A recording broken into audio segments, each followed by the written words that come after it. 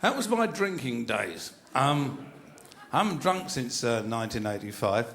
That's what used to happen when I did. What's terrifying about it is not only am I standing there with a pair of women's knickers on my head, I'm really worried about the guy who's standing behind me because I've got no idea who he is or what he's either just done or about to do. It's really quite worrying. I really it was one of my embarrassing moments, really. And I've had a few embarrassing moments, not all been caused by drinking and things.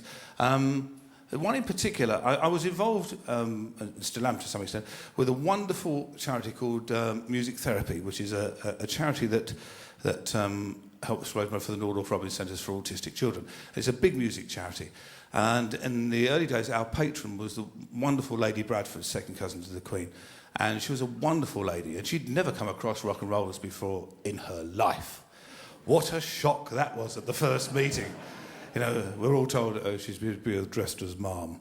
And like sort of Mick Jagger goes, "Hello, darling, how you doing? All right then." Yeah, nice hat. But she was wonderful. She was the most wonderful lady. She loved the church. She loved us all. She was just great fun. She was quite elderly, and sadly she passed away. And her son, Richard Bradford, became Lord Bradford. And I came to him and said, "We're having a sort of celebration thing for the things that Mother liked, Lady Bradford liked, of which like music therapy and whatever." He said, "Just an informal, fun lunchtime thing." He said, "It would be lovely if you could come along and play Gone But Not Forgotten on the piano," because she loved that. And I said, "Yeah, I'd be happy to." "What's the date?" He told me, and I said, I said, "The problem is, Rich, that's the same day as the music therapy golf tournament." He said, "Yeah, but that's in the afternoon, isn't it?" I said, "Yeah." He said, "This will be lunchtime." He said, "You easy get there." He said, it's totally informal, so you can come dressed in your golf gear. It's not a problem, and just go straight off. He said, "I'll send you all the details anyway, way in advance." I said, "Well, don't worry if you don't hear back from me." I said, "Because I'm actually going on holiday 2 weeks before that, and I come back in the early hours of the morning of that day, so I won't look at any mail or see anything. So if you don't hear from me, don't worry, I'll be there." He said, "Okay, that's great, that's lovely." And so that's what happened, basically. I went on holiday, and I came back in the early hours of the morning, a couple of hours sleep, and got dressed and put my golf gear on. Any golfers in? Yeah, right, if you weren't sure. It's that stick thing. Well, as you know, this gentleman will tell you, this is a golfer. One of the things that's very important is dress code in golf. You must look like a complete prat. It's really important. And I have got the most wonderful selection of golf prat clothes. They are great. And the things I like the best are all the check stuff. I've got the Rupert the Bear outfits. They're brilliant.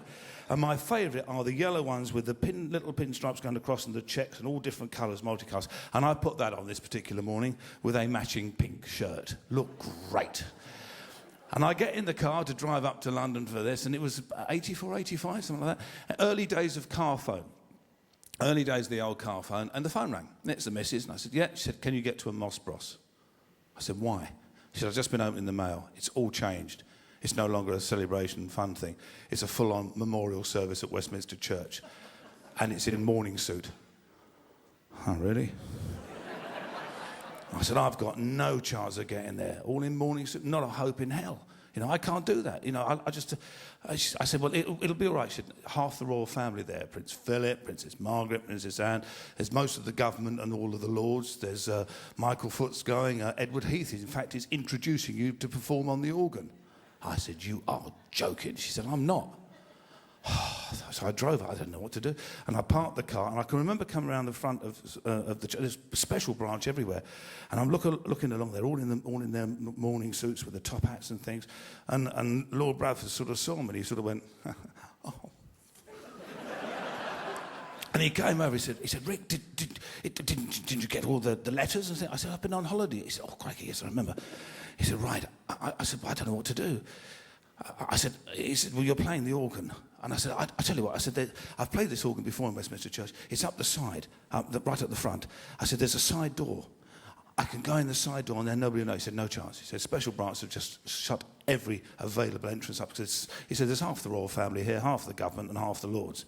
He said, "There's nothing." He said, "The only entrance is in the front." He said, "You'll have to sit at the back and walk up."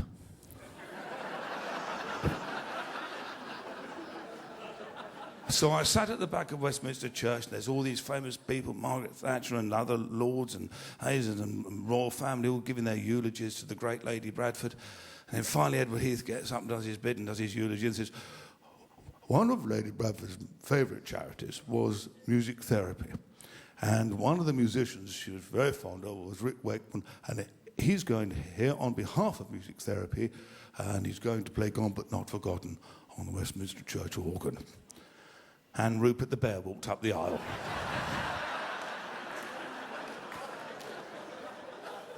They say that silence is loud. This was deafening. Doesn't finish there. The organ is it's like a little fence that goes around the organ, like a strutted fence that goes around with a little gate, about this high. So I go up to the gate, it's locked. I climbed in, that's all we could do.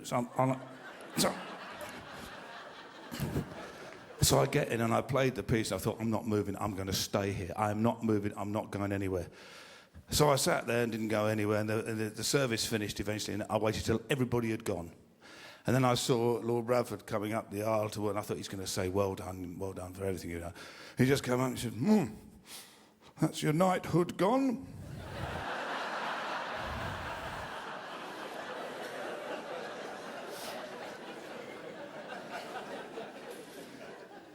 Any chance I can get, though, to play the old church organ, I grab it. I love performing on the church organ, which has taken me around many churches and many churches that I belong to.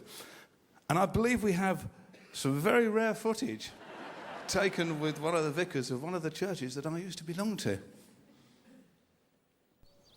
I'm here today with the Reverend Augustus September, who was one of the many clergy who ministered to Rick.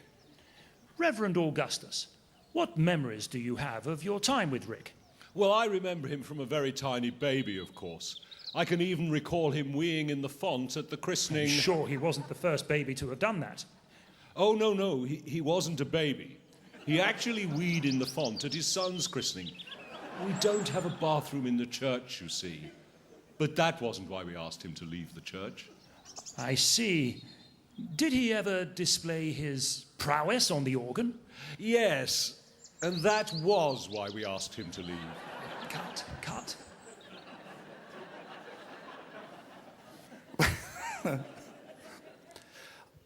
When I recorded the Criminal Record, one of the tracks was Judas Iscariot, which I did on a big church organ up there. And I never played the piece live because I added lots of other bits and pieces onto the big church organ. And I always thought it was impossible to play, which is why I've never played it since 1977. And when we came around to do this tour, I thought I really must try and find a way of doing this because it's a great piece to play. And so I did. I found a way of doing it.